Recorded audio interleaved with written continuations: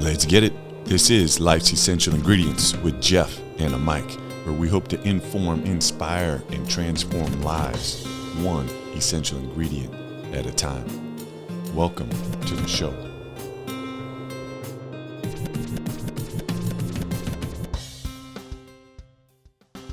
All right, ladies and gentlemen, welcome again to another episode of Life's Essential Ingredients. Unfortunately, my Pasho is under the weather.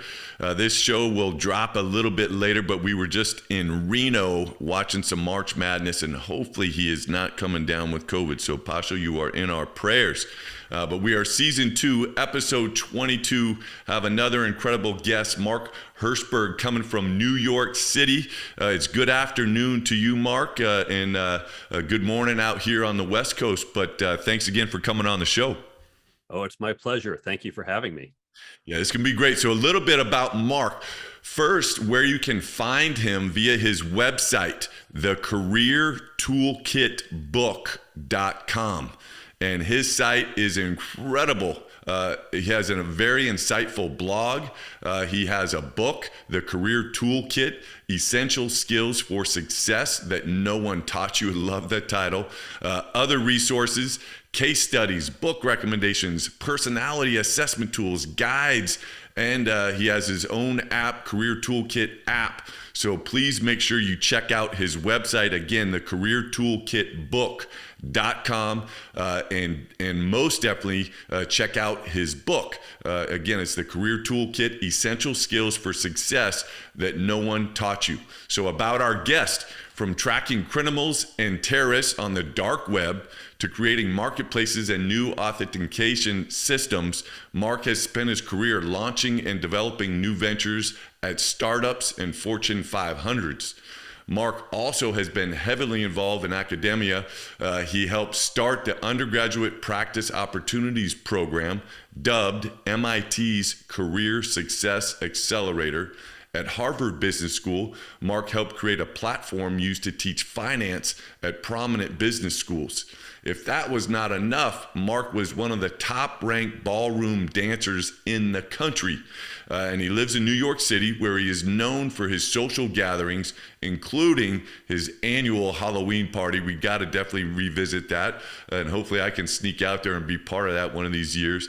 Mark is a proud graduate of MIT and received his BS in physics, a BS in electrical engineering and computer science, and a master's in electrical engineering and computer science, focusing on cryptography.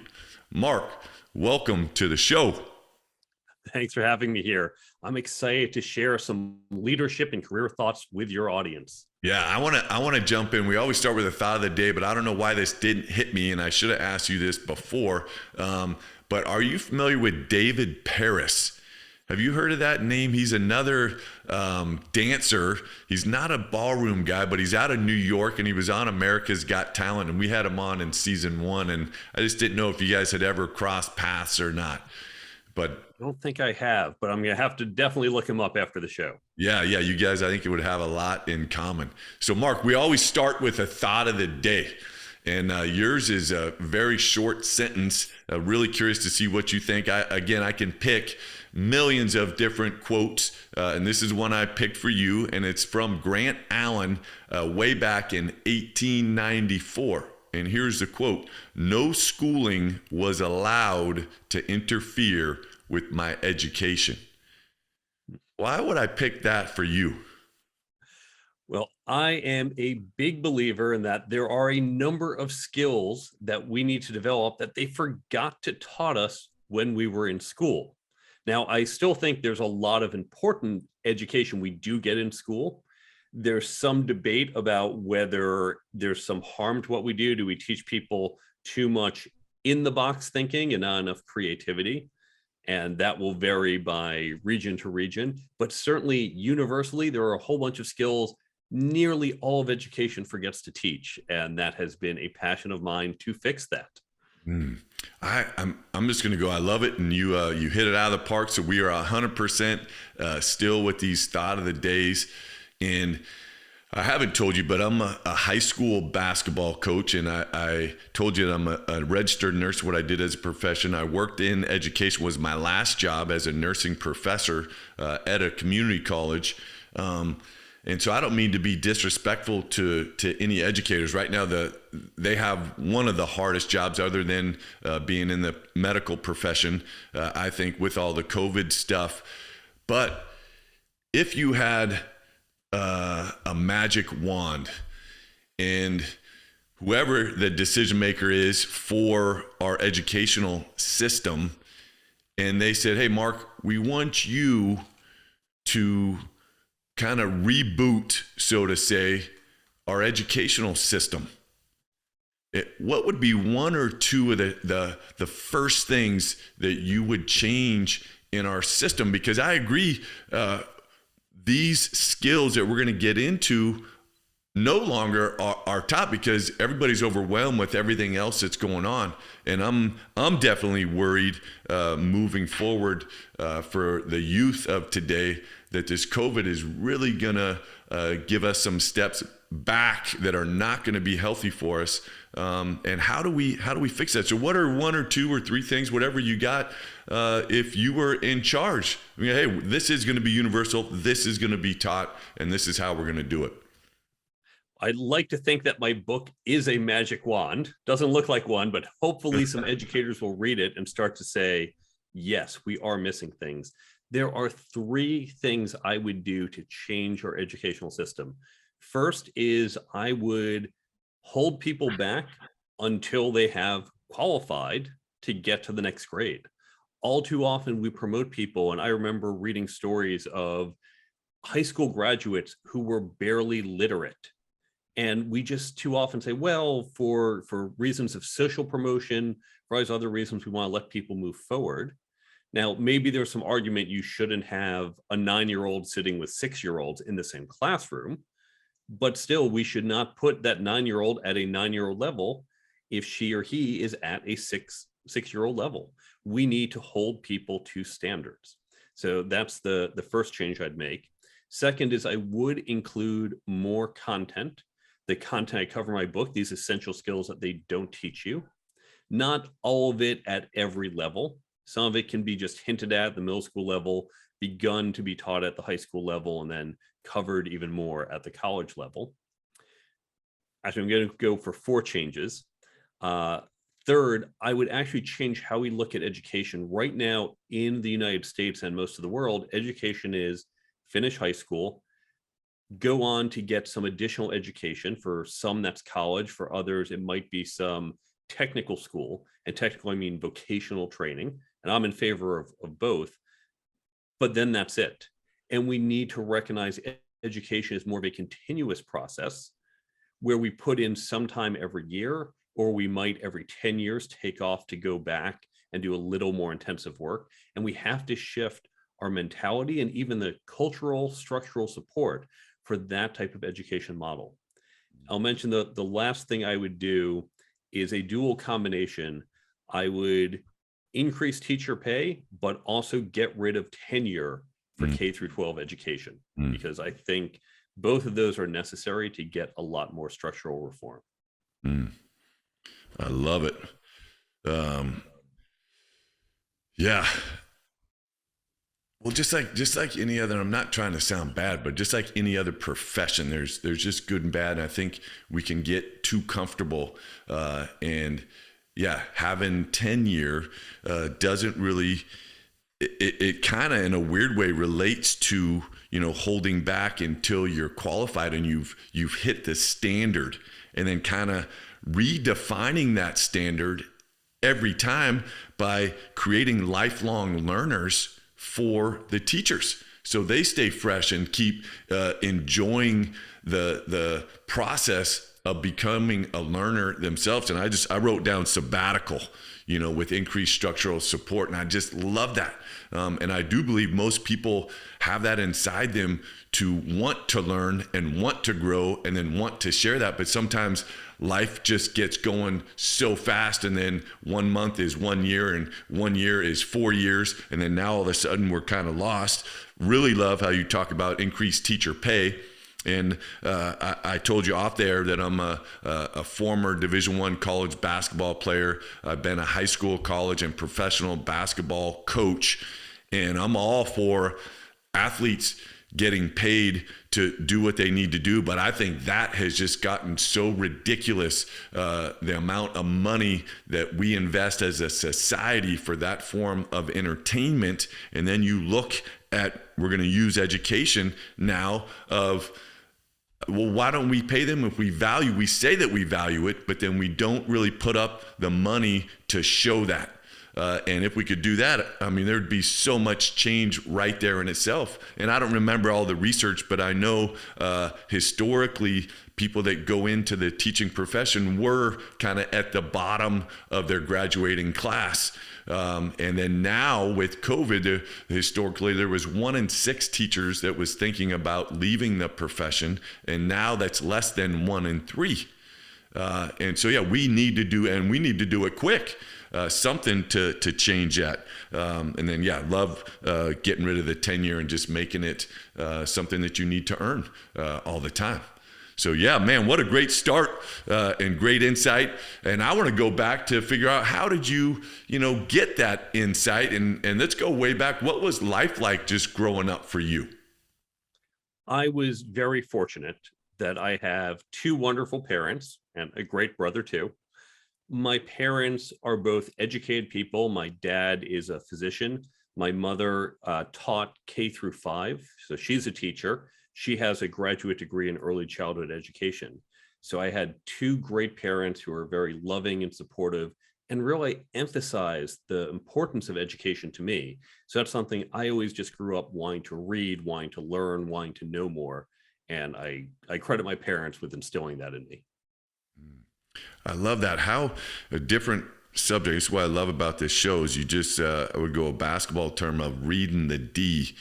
And I think to get education right, I think obviously it has to happen at school, but we also need to get back to just family values. And again, I believe every last parent wants what's best for their child, and that includes a great education. But again, if we can tap into maybe it's your book or your magic wand again, how could we create more opportunities for children to grow up in families that value education and have the opportunity to enjoy that process of just learning as a family? There was a report that came out in the 1960s. I want to say it's the Johnson report, but I could have the title totally wrong. This was one of the largest reports ever done on US education. And what they found, they analyzed what goes into creating successful outcomes. School, I think, was number 3 or number 4 out of 4. Now, yes, we need to put more money into schools, but it's not simply a matter of throwing money in there. And this goes to what you were saying. It's the environment in which the student grows up.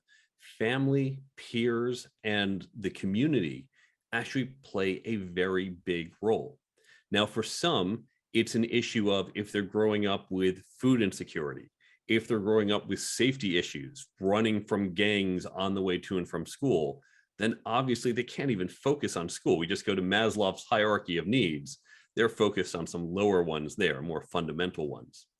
But then even you say, okay, well, you're growing up in the suburbs, you might not have quite these problems. Maybe you've got food, but there could still be other types of insecurities, whether it's just financial insecurity. Even if you have food, it could be parents who are so busy fighting with each other, they're not creating an environment saying, oh, we might not be having a great relationship with each other, but we both love you, and we both support you, and we both want you to learn.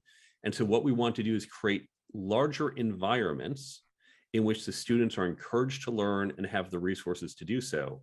Ideally, that will come from the parents, but not all parents can or know to do this. So other institutions like libraries and community centers and after-school programs, these two can help afford a better environment in which we can foster this type of development. And it, time and again, has been shown to pay for itself. I look at education similar to how we look at food. We talk about what goes into your body changes who you are. If you're eating junk food all the time, of course you're going to be unhealthy. You'll be overweight, you'll be malnourished, and you're going to have poor health later on. And we encourage people, you need to eat healthy. That doesn't mean you can't have junk food once in a while, but make sure you're getting what you need. When we look at education, what we put into our schools, getting teachers who are more invested, getting teachers who themselves don't have to worry about their own food insecurity and how to pay the rent, making sure they're paid enough, making sure the facilities aren't crumbling and they have the resources they need, making sure the community has that. When we invest in that, we produce a healthier education system and better outcome.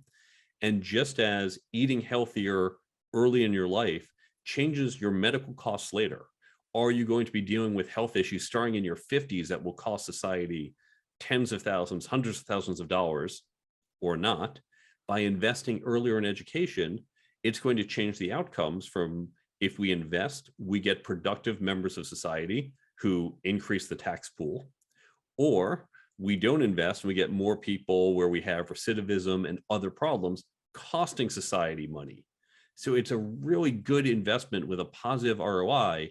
It's just a hard one to make because the politicians don't bear that cost for 20, 30 years. So it's easy to kick the can down the road and just say, I want to take the tax savings today. Look, I lowered your taxes, and someone else can deal with all those problems down the road. Yeah, and that's what I was hoping, and I'm going to stay hopeful because I'm definitely an optimist. But I was really hoping that once the dust settles and we're not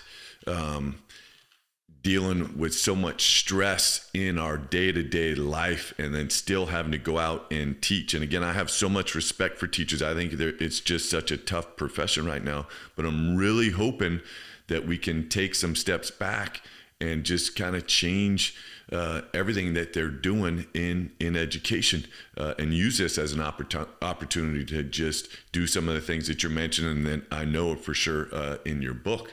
But let's get into back to you a little bit, and then we're going to explore some leadership and decision making and other stuff. But right now, what are some of your essential ingredients? You know, how do you bring your best self each day? Because I know you're influencing so many people throughout the world. What are some of the best things you do for yourself? For myself, it is staying curious. I like learning new things. I am constantly reading, from articles to books, or even just talking to people and engaging with different people with different ideas. And now many people, they focus just on their area. I work in tech. My primary job, I'm a CTPO, Chief Technology Product Officer. So I do tech startups. Obviously, I have to keep up with tech. Otherwise, I quickly become a dinosaur and I'm using tech that's very out of date. And we all have to do that. As a nurse, you need to keep up your medical education credits or you're going to be out of date. And that's good. And we all need to do this. But we should also learn outside of our field. We should learn other ideas. I learn about marketing and finance and HR and all these other interesting issues that have nothing to do with my job per se, but I never know where they're going to lead, and they can lead to interesting ideas. I'll give you a very famous example. Years ago, there were two economists, and they were trying to work out option pricing. Now, options are something you can do with stocks. It's letting you buy or sell a stock in the future. And back in the 1960s, this market, the entire global market for options, was worth a couple, maybe tens of millions of dollars. It was very tiny. No one could figure out, how do you price an option? How do you figure out what this stock, we know what it's worth today, what should it be worth in 6 months? Really hard, and no one could figure it out. Well, these two economists happened to meet a mathematician. So there's a guy named Black and Shoals, and they met a mathematician named Merton, Bob Merton. Bob, who might have been a physicist, but physics, math background, when he got in touch with them, they were talking about this problem. Bob said, well, you know, there's this model we use in physics for heat transfer, and we can take that model and apply it to your problem. And if we do this, suddenly it becomes easy. And the three of them invented what's now known as a Black-Scholes model. This option market went from millions, maybe tens of millions, to suddenly trillions of dollars in value. These three men became very wealthy and won the Nobel Prize, and simply because basically some economists and a mathematician walked into a room together. It sounds like a joke, but doing so exposed them to this wonderful collaborative opportunity. So by learning about other fields, we can take ideas from different fields, merge them together, and discover new opportunities. I love it. I love it. And this, in a weird way, let's take that, discover new opportunities, to perhaps somebody that is listening in, that's maybe a new graduate, maybe it's a mom or a dad that wants to learn something new, but they don't know kind of where to get started with that. How would you advise, and I'm sure it's in your book, of giving somebody some insight? And I know there's something inside me that I want to go do, but I don't know what it is or even how to get started. Okay, good questions. First, we should figure out what it is, because it's hard to start if you don't know where you're going. And a good way to do this is to stay curious and ask questions. If you're not sure quite what you want to do, start to explore a little.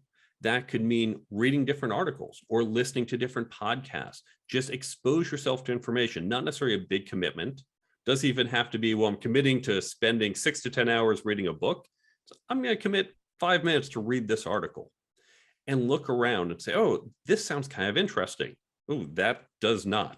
And you start to see, where's your area of interest.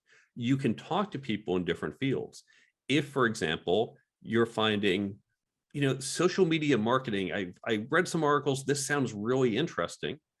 Okay, now start to ask, who do you know who knows something about social media marketing? Go to your network, find people.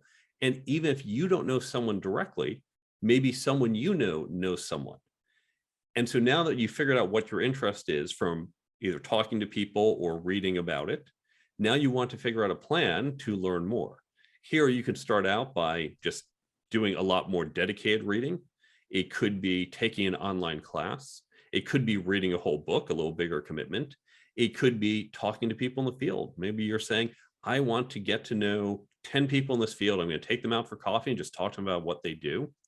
I know many people did that and said, hey, while I do this, let me set down a microphone and recording device. I'm going to turn that into a podcast. I know many podcasters who say, this is how I learn, and I'm just going to share it with others. And it's a whole side hobby. So there's lots of ways you can go about it, but explore a little to figure out what direction you want to go in, and then just start meeting people in the field or absorbing, consuming information in that field. I love it. I love it. And so much of what I hear is really on communication and kind of relationship skills, of being able to take those first steps and start to build that. And I know from one of your blogs, you talk about, and this is from your blog, the schools of tomorrow need to continue to teach the fundamentals. And certainly they should continue to promote STEM education. However, this is not sufficient. They must also begin to address the demand for leadership, communication, effective teamwork, networking, relationship development, and other professional career skills and life skills that future generations will need to succeed in business and life. And I know that you're sharing, all those skills at MIT, the Undergraduate Practice Opportunities, program, which you guys call the Career Success Accelerator. What are some specifics? Because I love every last word that you shared on that blog, but what are some specifics with that? What does even communication mean? Effective teamwork? Are there, when you guys are when you're teaching at MIT, what are some things that you actually, activities or things to bring those words to life so your students can kind of own it and then go out back into the example that you just shared before? Yeah, now these are very broad skills. When we talk about something like communication, you could have 12 different people doing 12 different talks on communication, all talking about something completely different and all very relevant and useful. One of the key things to recognize is learning these skills is not how we want to learn traditionally. So if you think about what you've gotten in school, whether in high school or college, you sat there, the teacher stood at the front of the board and said, okay, here's the formula. Here are the dates. Here are the grammar rules. Write this down, memorize this, and on a test, I'm going to ask if you remember it. That's all we did. Write down the formula, apply the formula to the test. There is no formula for leadership. There are no dates to remember to be a communicator. It's not that simple. The analogy I use is sports. So let's take basketball as an example. If I wanted to teach you basketball, I don't just say, well, here are the rules of basketball. Okay, you wrote them all down. You got it. Great. Good luck. That's not sufficient. What do? We say, well, okay, you need to understand the rules, but now what? Now you have to actually practice. So the common things we do, we run drills, we play scrimmage games, and we reflect. We might watch the tape, either our own or of the other team, and learn and adjust. So now how can we do that with these skills? You can do it through peer learning groups. And this is how we teach it at MIT. We don't just sit there and lecture at the students. We put them in small peer learning groups to do hands-on activities. So when you want to absorb these skills, create a group of people. And on the resources page on my website, thecareertoolkitbook.com, the first download is a free resource for how your company or organization can set this up. It's completely free. Or if your company isn't going to support that, do it yourself. Get some friends together, create a local meetup group, whomever you want to do it with, but get a group of people. I recommend groups of about 6 to 8, but you can do it in larger groups if you want. And then you want to engage with some content. So yes, you can use my book and you'll sit down and read 10 pages. If you don't want to use my book, use a different book, use an article or a video, use a great podcast like this one and everyone listens to one of the episodes, but you want to engage with some content, the podcast episode, the pages of the book, and then you come together to discuss it. Because it's in that discussion, as we talk about leadership, we'll have advice, we have recommendations, but it's not a hard and fast rule. And so in that discussion, you're going to say what you got out of it, which is different than what I got out of it. And she's going to share her own perspective.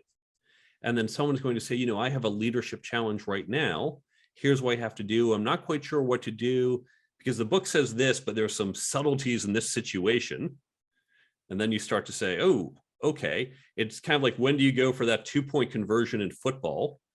There are some guidelines, but ultimately you need someone there making that real-time decision about should you, shouldn't you, because the guidelines are just guidelines, not absolute. So same thing here. So as I say, I have this challenge, you're going to share your opinion, and that gives you a chance to practice. What would you do in this situation? Someone else, you might say, well, I had a similar situation. Here's what I did do, and here's what worked and what didn't. That's like watching the tape. That's like learning. Or we can get a case study, and you can buy these from top business schools. I linked to some free ones online, and you can take the case study and say, okay, everyone, let's discuss this case study. These are some real world examples. What would we do? And that's like drilling. That's practicing a particular skill.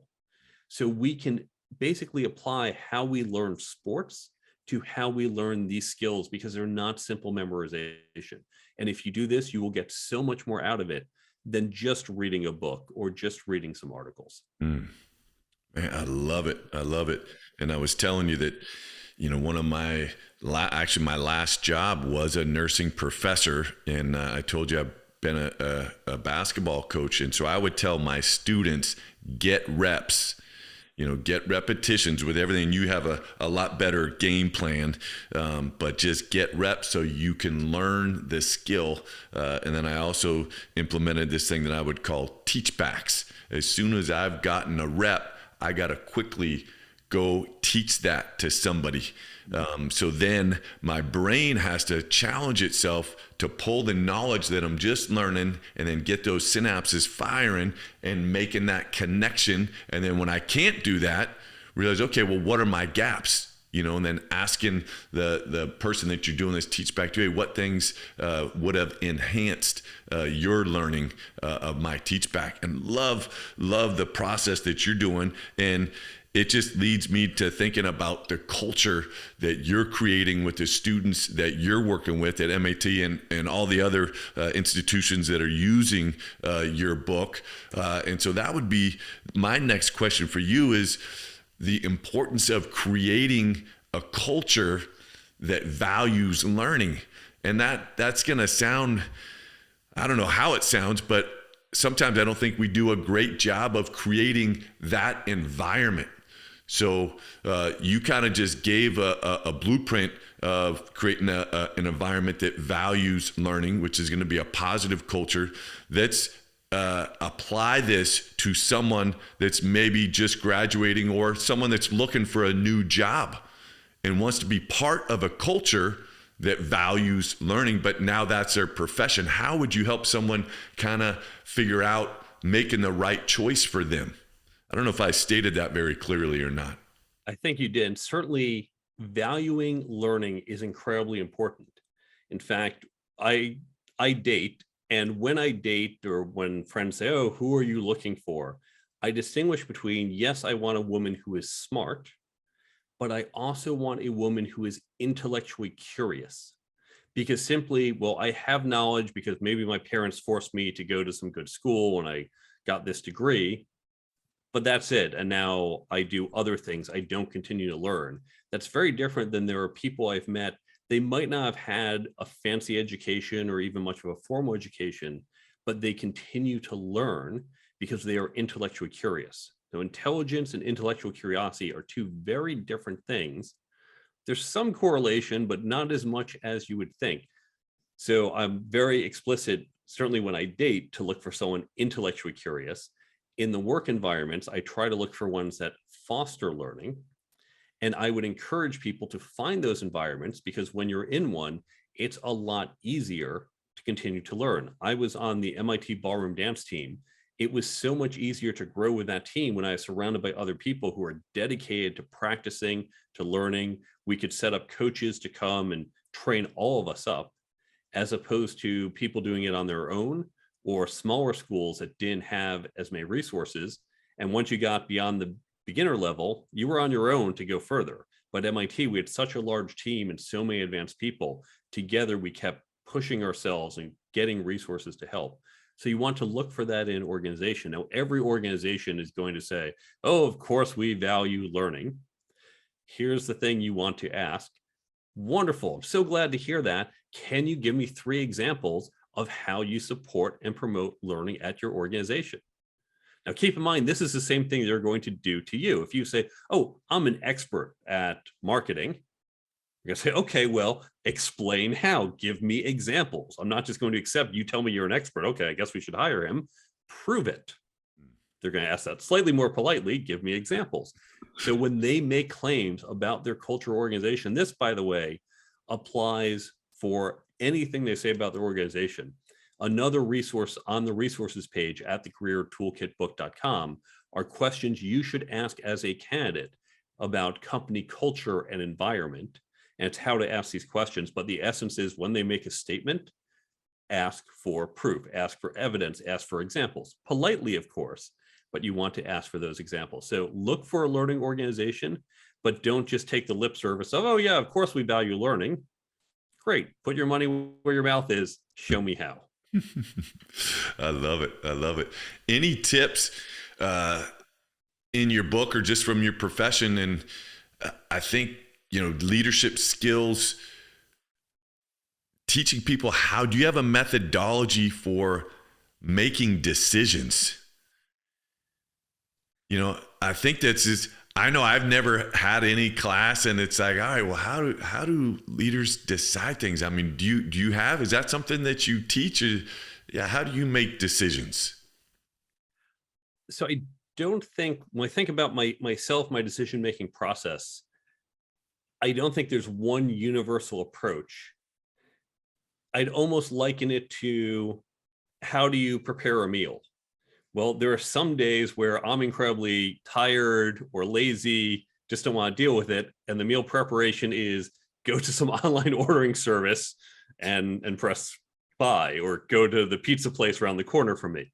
That's one level. Another is, okay, I'm just going to make some dinner for myself. And it ranges from heating up frozen food to just a couple steps, all the way up to Thanksgiving dinner, where you are preparing perhaps a whole day or two before to get everything done.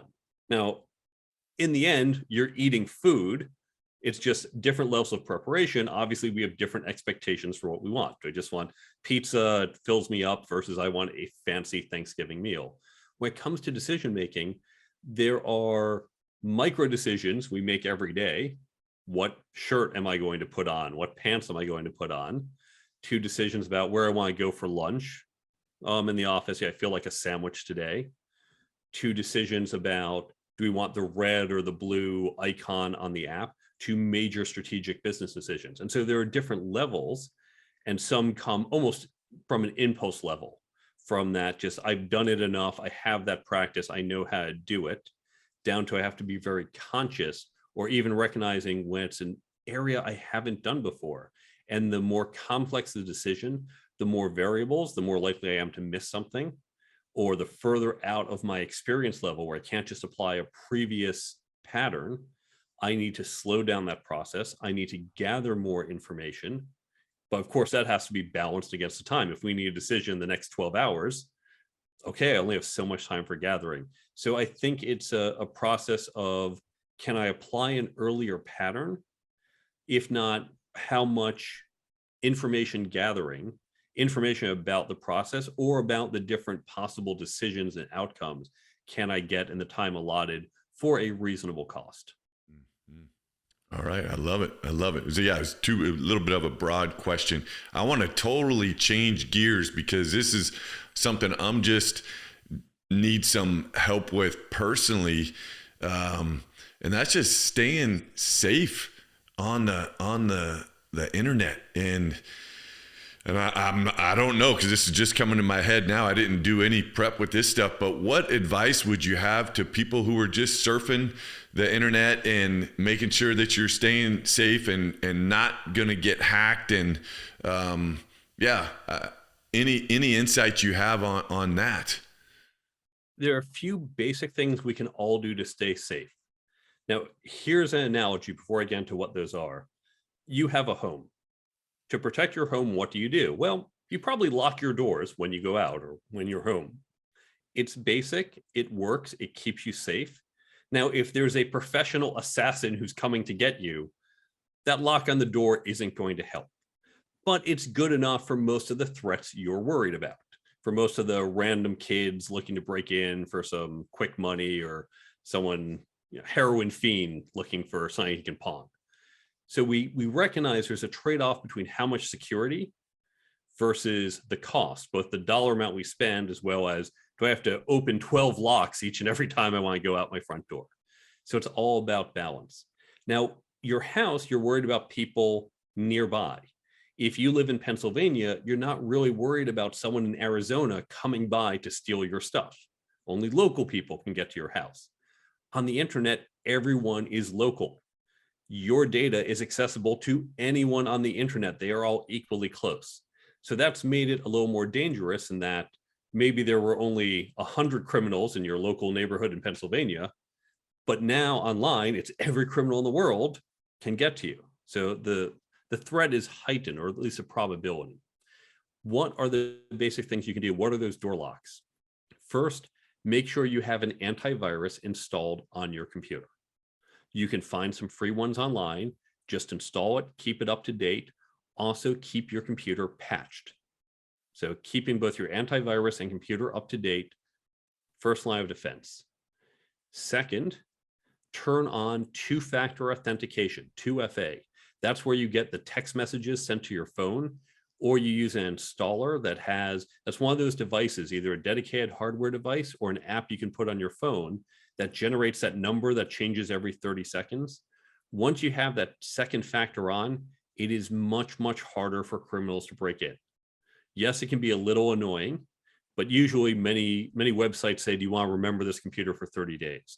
But that small annoyance that every once in a while you have to get that second factor, it secures you so very well that it is worth doing. So add that second factor authentication. Third, I highly recommend using a password manager. Many password managers have a free version for personal use. Here's why. Most people don't like to remember lots of passwords. No one does. And so their solution is, I'm going to use the same password for everything. Hackers know this. Now, your bank password is well protected. Your Netflix password, not so much.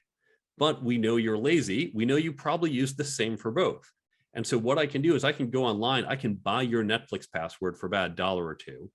And there's a very good chance that is also your banking password or some other social media password or something important. So I'll find your password through some low security site because I know you're reusing it.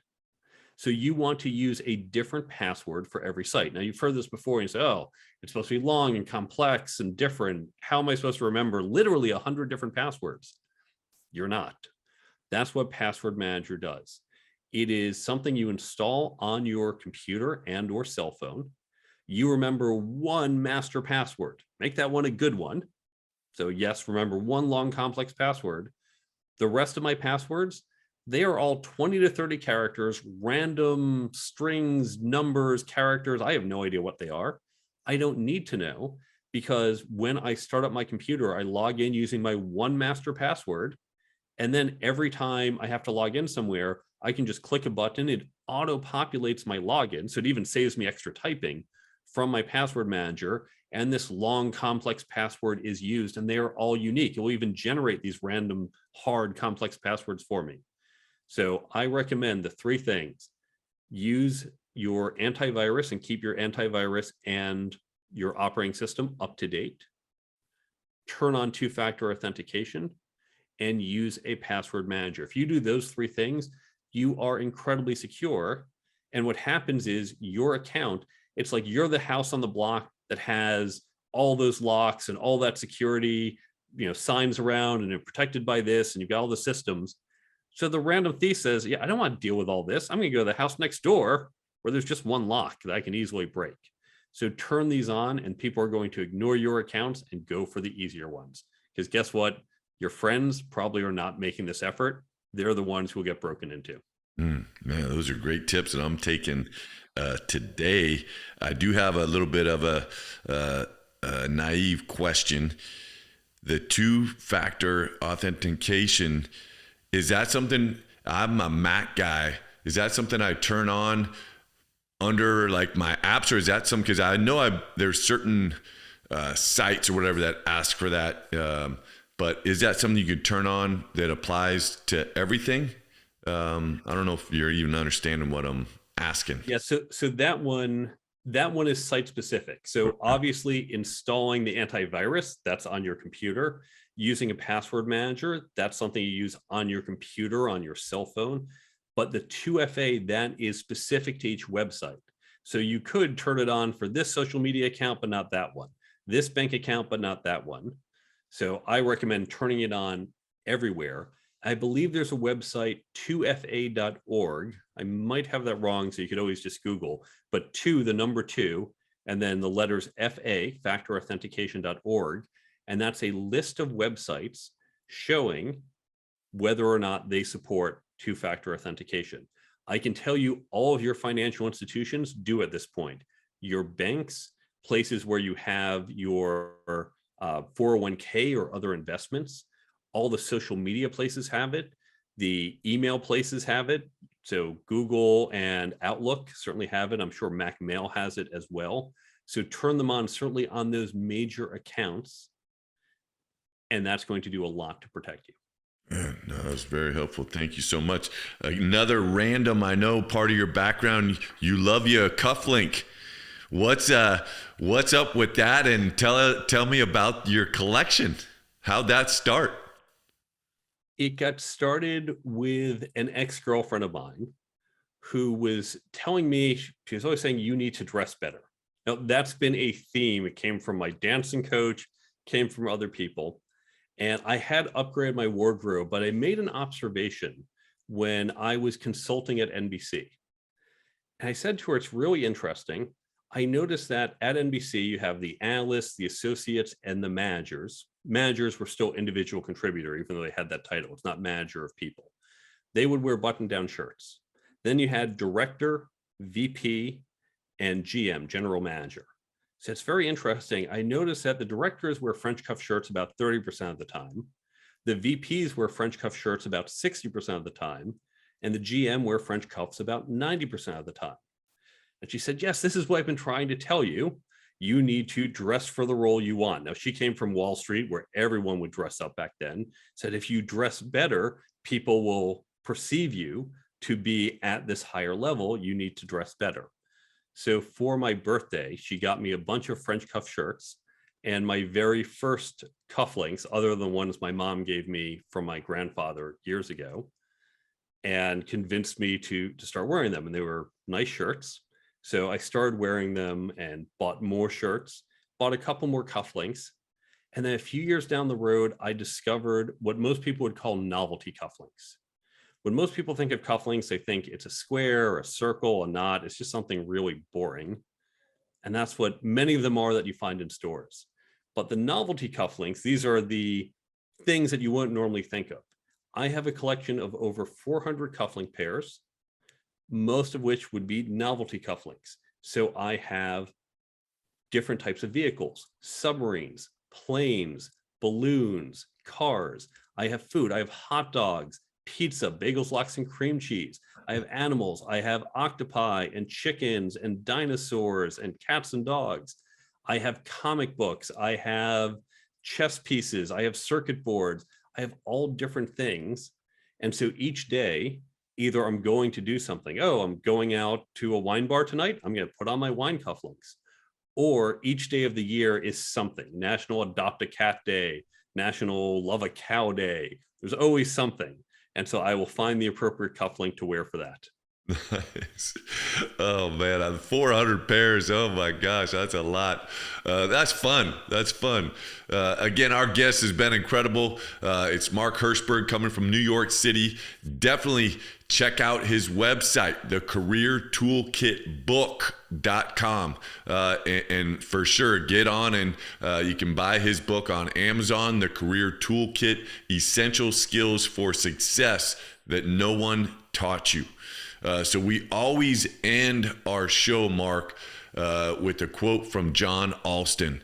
And the quote is this: the only thing you take with you when you're gone is what you leave behind. And you're a young man.